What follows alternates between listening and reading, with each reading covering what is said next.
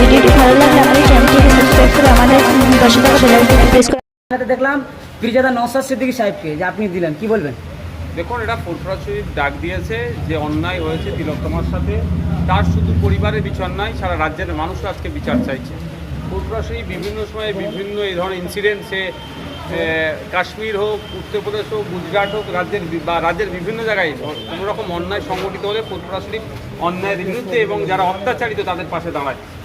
তো একটা কর্মসূচি আজকে ছিল, আমি ফুরফুরা শরীফের একজন ভূমিপুত্র হিসাবে আমার নৈতিক দায়িত্ব হয় এর প্রতিবাদ করা, সেই জন্য মিছিলে আজকে পা মিলিয়েছিলাম। আমরা আমাদের যে রাজনৈতিক দল আছে সে তার অবস্থান থেকে আমরা রাজ্যের বিভিন্ন জায়গাতে রাজনৈতিকভাবে প্রতিবাদ করছি। ফুরফুরা শরীফ যে প্রতিবাদ করছে সেখানে আমি সামিল হয়েছিলাম। তার সাথে সাথে শক্তি বলে 14 তারিখে 7:30 একটা নিঃস্বার্থ একটা মহিলাকে গলা কেটে খুন করা হলো, সেই নিয়ে কী বলবো? আমি বাড়িতে গিয়েছিলাম প্রিয়াঙ্কা হাসদা নামে, সেই প্রিয়াঙ্কা হাসদাকে কে বা কারা খুন করলো এখনও পর্যন্ত পুলিশ কিনারা করতে পারলো না, অ্যারেস্ট এখনও পর্যন্ত হয়নি। দুর্ভাগ্যের বিষয়, সেই নিয়ে সেই অর্থে উচ্চবাচ্য দেখতে পাচ্ছি না। কিন্তু আজকে আপনারা দেখেছেন যে ফুরফুরা শরীফের যে মিছিলটা হয়েছে, পদযাত্রা যেটা হচ্ছে, এখানে যেমন তিলোত্তমার কথা হচ্ছে কলকাতার, ঠিক